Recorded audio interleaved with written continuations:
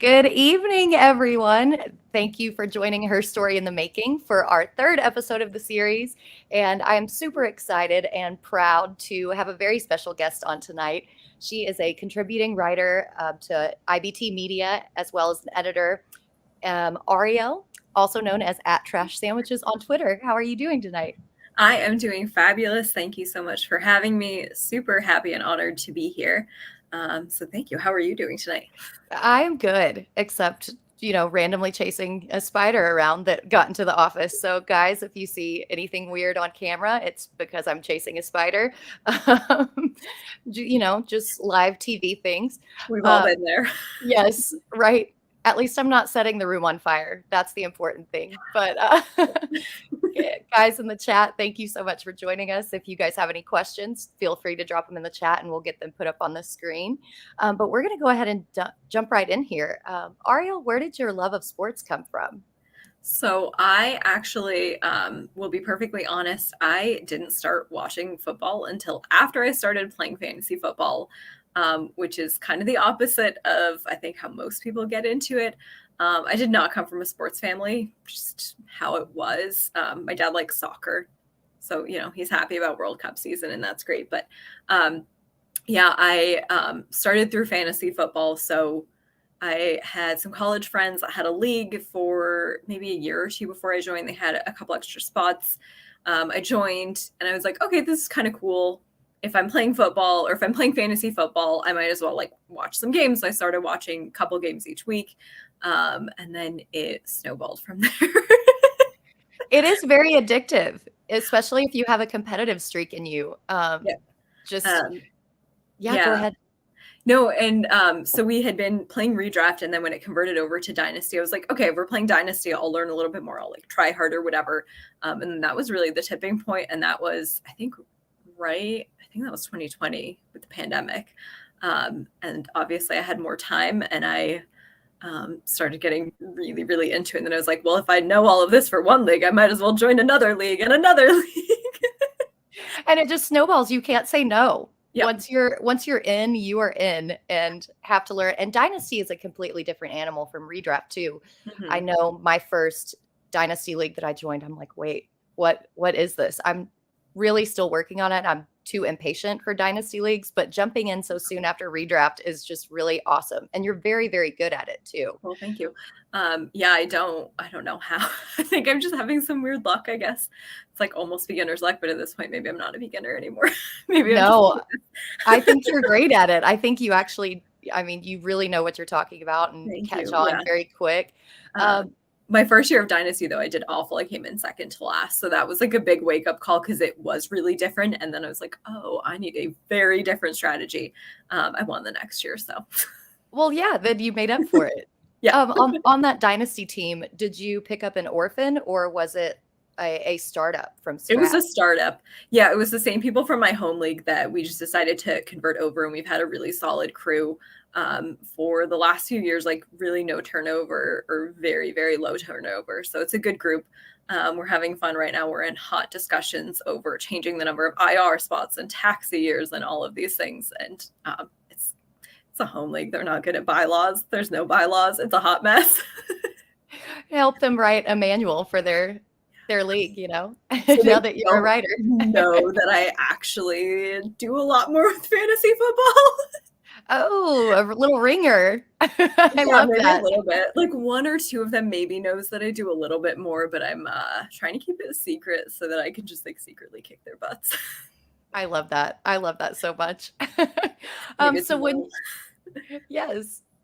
when your redraft league started, was this a league that had already been going, or did you and your friends just kind of decide to start that from scratch? Did they need a fill-in, or was it? Yeah, I think they needed a fill-in. I think it was year 2 of the league that I joined, maybe year 3, but very, very soon into it. And there had been a lot of turnover in those first couple of years. So that was, once we got it to Dynasty, then it started stabilizing. But it's a good group. It was nice to come in with, people that I knew, and even as a beginner.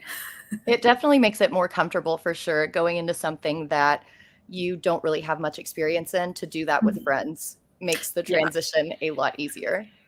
definitely. But when did you realize that you wanted to branch out from more of a player to a content creator? Tell us about that.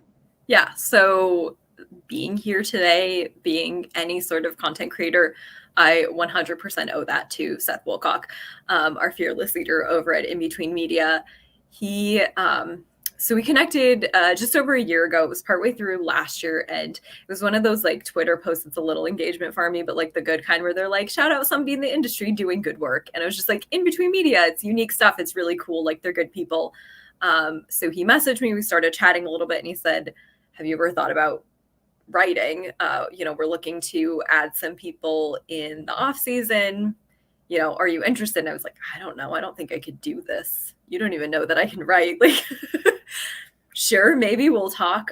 So we started talking when the season ended, and then I started writing I think it was every 6 weeks in the summer. Now it's once a month, and then added on Pole Fantasy from there with the In Between crew, and they're just all super great. And like Seth is so supportive and encouraging, and truly I would not have been here without that like very gentle but firm push of like, no, do this. And I'm really glad that I did. Well, I think that I can speak for all of us here, both myself and everybody in the chat, that we are also very glad that that you jumped on and started creating. Thank you all. But you have some exciting news in addition to IBT Media, and are branching out to a really exciting new site. So if you would allow us to break that news here, tell us a little bit about that and how you got started there. Yeah, so I started about a month and a half ago over at Fantasy Life, and I am an editor over there, which is awesome, and it's really fun. And yeah, this is Josh found out and was like, we have to break the news. Thanks, Josh. Yeah, so that was also kind of one of those funny, like almost right place at the right time connections. I left my job, stable, full-time, real job. A couple months ago. I frankly just like couldn't do it anymore. Understandable. Yeah, I liked the people generally and what I was doing generally, and it was just time to like have work-life balance again. So fun. And so like, I don't know, said something on Twitter about like, hey, I left my job and I don't know, I'm figuring out what I'm doing, but I'm unemployed. And Jordan over at Fantasy Life reached out and said, hey, I know you edit. Do you want to edit for us? Which was awesome. Jordan and I both went to University of Vermont. We graduated right around the same time. Like we were there for the same time. We never met each other, which is just funny because like Vermont is not that big of a state. And I feel like I know everybody in Vermont in a lot of ways. So that was cool to have that little connection. And super grateful for that opportunity. It's been fun. I don't know. I like editing. Oh, no, go ahead. No, I was just going to say I'm that kind of weird person that genuinely enjoys it. Like you had Faith on here a couple weeks ago, and I think she's the same. Like it's very nice and methodical, and you're like, I read this, I know how to fix it. It feels good. Yeah, there definitely is a very different approach that you take to editing work versus creating content. Editors are probably the most important thing besides the content, because behind every good content creator is a great editor. Do you take a little bit of a different approach when you write things versus when you edit them for yourself and for somebody else? 100%. Editing, you're like, I read from the beginning and I keep on going through and I fix things. And if there's something really like troubling me how to rephrase something, I'll just like highlight it, come back later. My writing process is probably not the most conventional one. For me, the writing process, and honestly, any kind of creative pursuit for me, pretty much, it comes into my brain and it's like an intrusive thought where like, I'll just have the words and they'll just like spiral and spiral and spiral. And I'll be like, I need to write. And then I just sit down and write and it kind of flows from there. But like, if I start writing without those words in my head, my mind is just like, we're not doing things. I don't know what you're thinking. There are no words coming from this. So I need to have not just like the idea, but the words to start. And then it flows from there, which I think is really different. And sometimes it I kind of write like mostly in order of how I want it to end up. Not always, but mostly. Editing, you're like, I always go from the beginning to the end. I think some people do it backwards. That never made sense to me.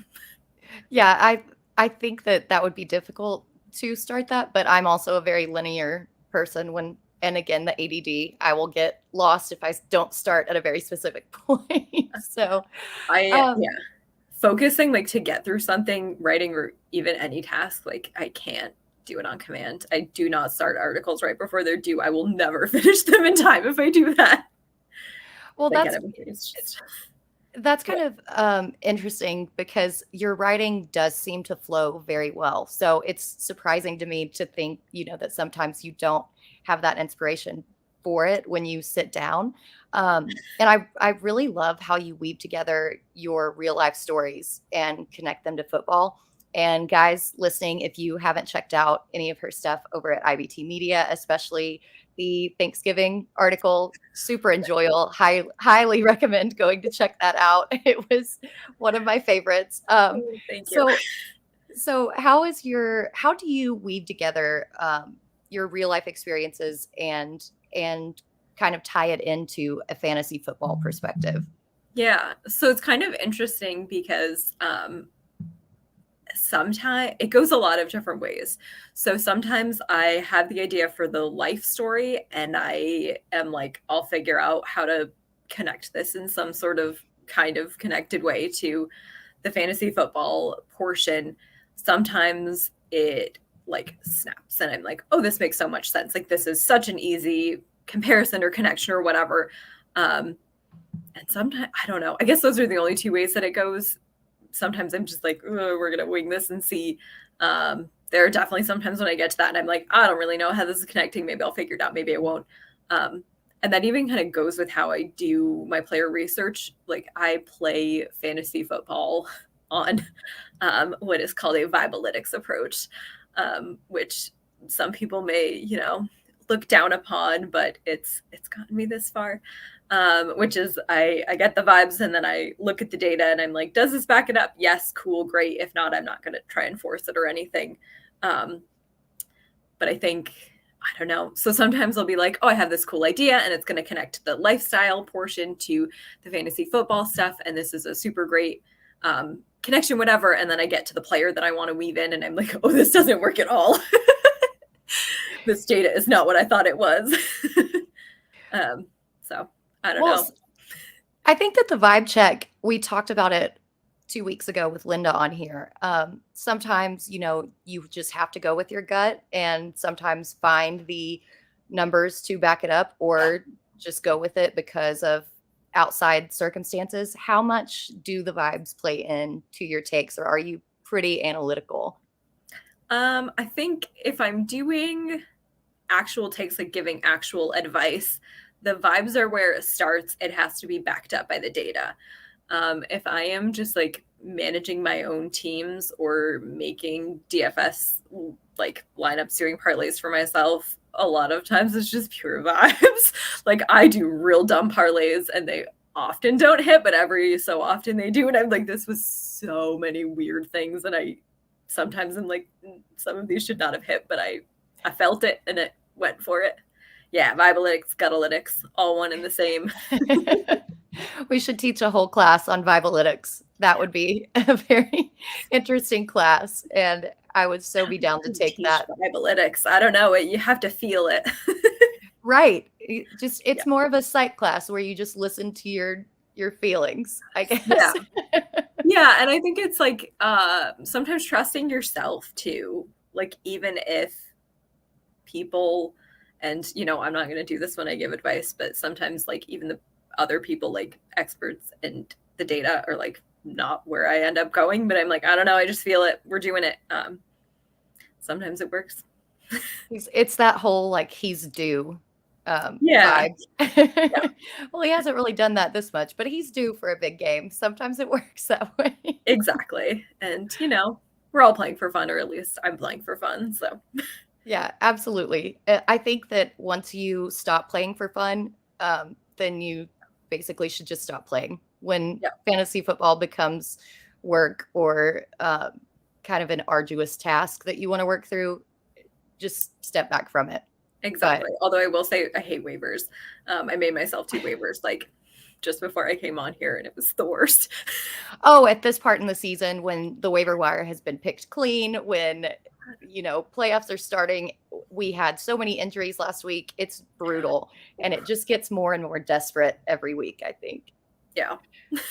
But there's something else about you that I'm not sure that everybody knows. I think most people do know, but you have a really cool way of incorporating your love for football in with your crafting and making stellar things. It's at Stellar Makes on Twitter. If you guys haven't seen it, please check it out. The cutest, best looking beanies, scarves, things like that. How did that kind of come about, and how did you decide that you were going to incorporate your creativity with your love of football? Yeah, so I'm a big crafter just in general, and knitting specifically, I learned to knit like in high school. I did it on and off a little bit in college, and I kind of had trouble like finding what kind of knitting I like to do. There's different kinds. A lot of people do like lace and cables and this and that, and they're so fiddly, and I hate them. I will not. And I started doing kind of right around or just before I got more into fantasy football, like color work knitting, which is just like goofy patterns. And I do a lot of hats, and hats go so much quicker than like big projects. I made like 1 blanket, 1 scarf, or 1 sweater, never again. And hats go quick enough, and you can like do fun patterns and this and that. And then I kind of was just like, wait, I could do like a team logo. And then it snowballed from there. And I'm super grateful to everybody on Twitter who has gotten anything. Knitting for me a lot of times is one of those like I just sit down and I watch TV or I watch the games or whatever, and it's like kind of nice and mindless. And so in a lot of ways, before I found like the fantasy football niche of it, I was like forcing my friends, being like, please let me make you a hat. I need to knit something. So I love that. Yeah. I have a few that I made because I wanted to, and I'm like, no one is ever going to wear this hat. I need to like give this away or sell it or do something. Just, I don't know. So did you start it with the intention of it kind of becoming this making stellar things, or was it just a hobby that people saw and they're like, please make me one, and then it just grew from there? I kind of was like, hey, I can knit, and I want to do something more productive with knitting than just like forcing people to take hats. And it's fun to do commissions. So then I just kind of put it out there. Like I made a couple hats kind of as samples or whatever, and was like, hey, here's what I can do. Do you want a hat? And then got a bunch of orders, and it's been really fun. And I love doing the custom stuff because I get to design patterns, and it's really fun to see like what everybody wants. Like some people will be like, I want this throwback logo, and other people will be, I want stripes, or I want this thing incorporated. I'm like, okay, cool. It is sad when I have to say no to certain things, and I always feel bad. If I say no, please know that it is not because I don't want to. It is because there are limitations.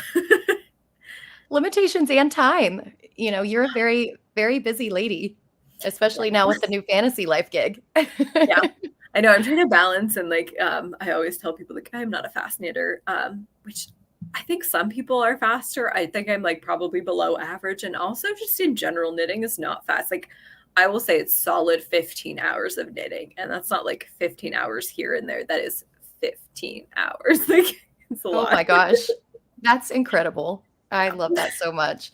And just another reason that we love you. You're so dedicated and so talented. We heart you around here. If I'm not fidgeting, I will lose my brain. Yep. I understand that 100%. Yeah. It's got to keep the hands busy at all times. Yeah. Which I'm not creative enough. I just sit and play with my hair while I'm watching football. So you should learn to do fun braids. I love doing fun braids. Definitely guilty of those. So it's a good one. Well, send me some tutorials. I need those.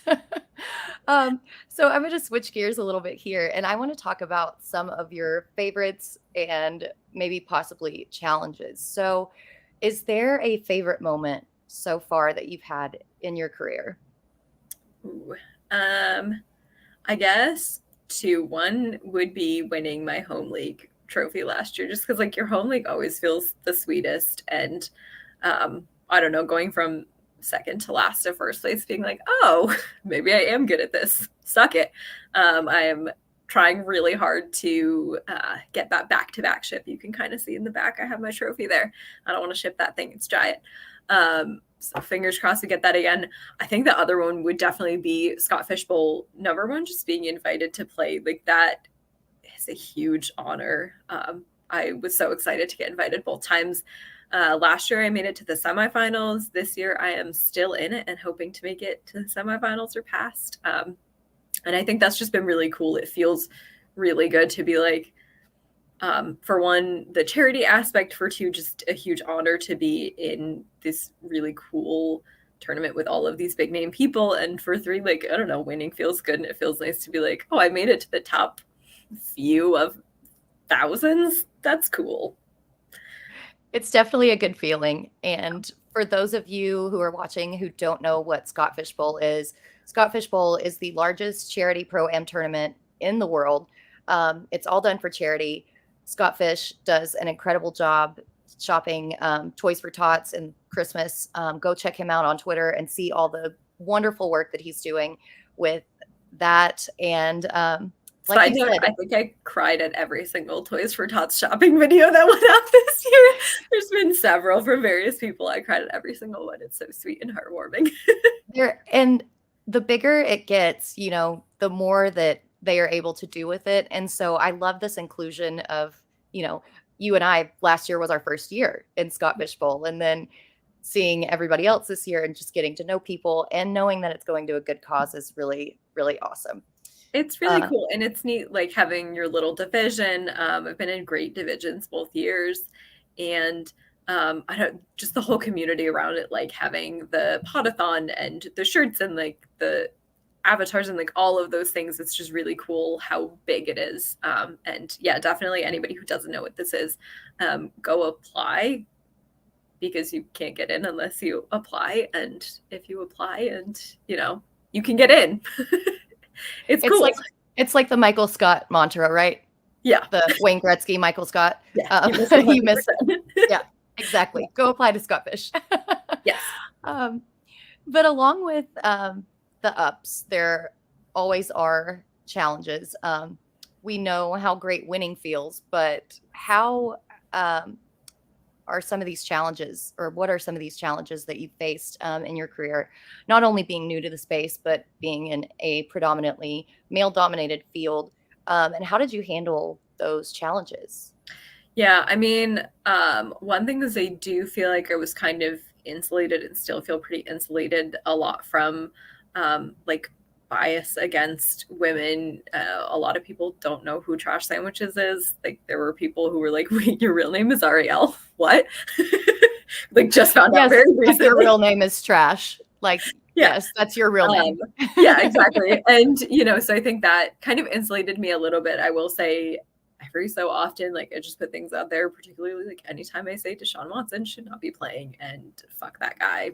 Sorry if I can't swear, I'm swearing for him. And yeah, just getting pushback around that, and it sucks and it feels bad. I will say, if you want to criticize my fantasy football takes, like, by all means. I got thick skin. I'm not perfect. We're all human.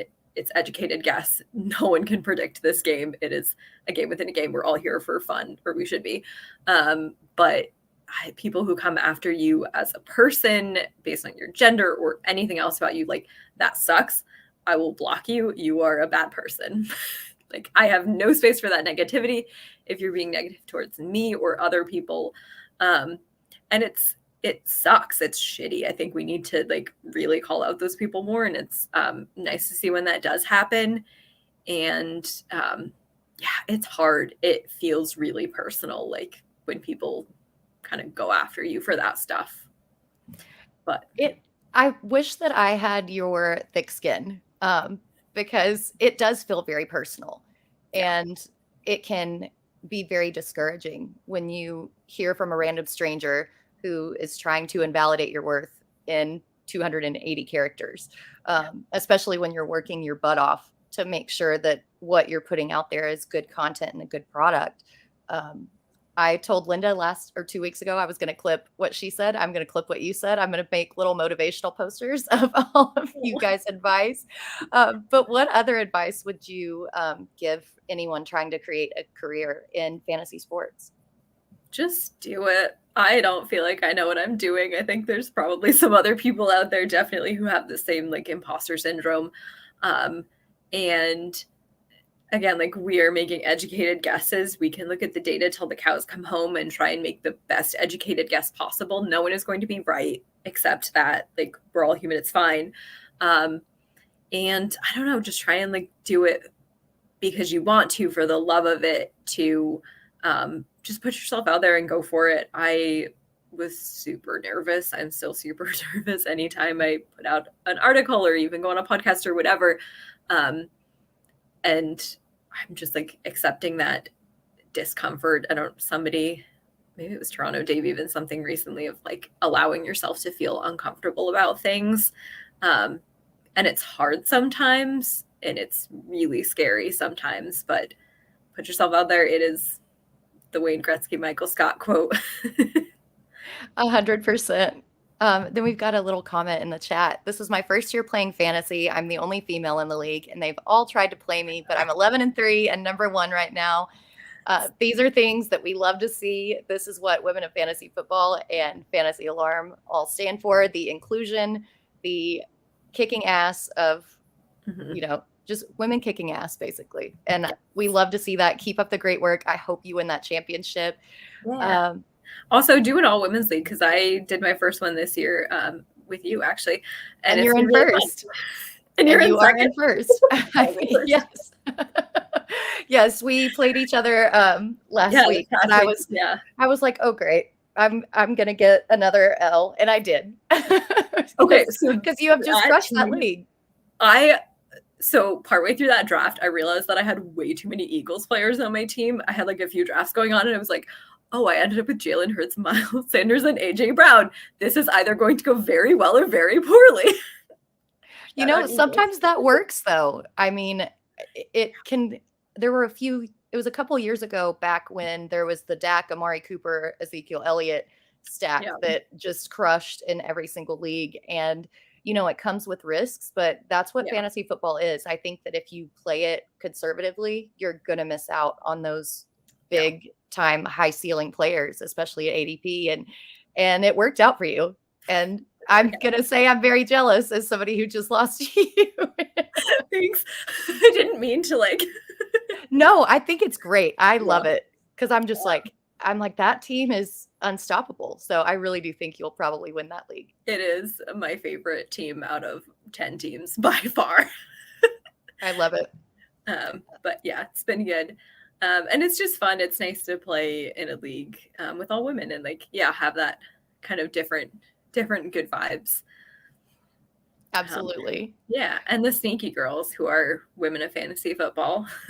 Yes, future women of fantasy football and already crushing in every single aspect of They're going to be all of our bosses someday. Absolutely. I'm going to be out of a job when they hit, 18 or we all will. We got 10 more years. Yes.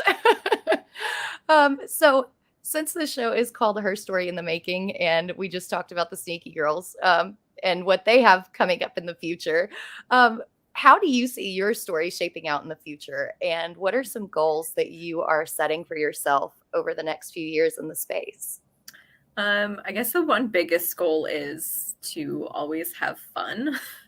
The second I start not enjoying this, reevaluate, figure it out. And, I do think I have to cut back on leagues going into next year. Maybe a few too many. I want to always have fun. I don't want to take it too seriously. I think there are some people who take it really seriously. And I think it's possible to be serious without taking it too seriously. I can do my best to give good advice and try and play good teams and whatever, and try my hardest while also being sometimes you're just going to have every single player on your team just shit the bed. It happens. And not taking it too seriously and trying new things, saying yes. It's something that like I was really terrified to do. Writing articles felt a little easier because you can like wordsmith. Going on my first podcast, my second podcast, my third, fourth, like I haven't done that many. Every single time I'm like, oh no, I'm terrified. But I think pushing myself is something that I want to keep doing, and like just taking those opportunities because it's cool. Like you never know until you do it. And I don't love podcasting. I don't think I ever will, but I like trying it here and there, and yeah, taking advantage of the opportunities in front of me, trying my best, having fun, making cool connections. Well, we are all huge fans of what you do. It's been an incredible joy to have you here on this podcast. And I'm so glad that you agreed, even if you don't like podcasting that much. I know that it was very difficult myself getting started in podcasting because I do tend to stumble over words and things like that. But the like hating your own voice for me is a big one. Yeah. Oh, I think that's everybody. Nobody really likes to hear their voice, but we are getting up against it. But thank you so much for coming on. Thank you everybody who watched and who posted in the chat. But before we get out of here, tell us a little bit more about your work and where people can find you. Yes. Yeah. Thank you all so much for tuning in. Thank you for having me. It's been super fun. I write at In Between Media. I have my next column, which is a monthly column coming out next Friday. I also have a monthly video column, the next of which is coming out this Thursday. And I co-host that with Scott Rainier called Pull Fantasy. It's super fun. We do like fantasy football and football jokes combined with like pop culture movie and TV bits. Like put in clips. It's really fun. We have a great time doing it. So keep an eye out for that later this week, and everything over at In Between Media. Go read stuff. Fantasy Life. I may have edited it. Definitely check out the Game Hub. It's pretty new. They just launched a couple weeks ago. I edit all those game previews. But mostly that tool is super cool. There's all kinds of like the previews, matchup stuff, props, all kinds of great content. So go check them out and just all of those things. It's awesome. Linda was talking about it on hers. Like it's a free daily newsletter. It's free content. It's only going to make you smarter. Exactly. And it's especially when you have great content writers and great editors like yourself behind the scenes on that. So thank you again so much for coming. We're all big fans over at Women Fantasy Football and Fantasy Alarm, and can't wait to see your content this week. For those of you guys watching, check out our next show in 2 weeks at the same time. We have Kelly Singh joining us, which is going to be another super exciting show. I can't wait for Kelly's awesome, and I can't wait to talk to her about her journey and her story. So until the 2 weeks from now, we'll see you guys then, and thanks for joining us. Thank you.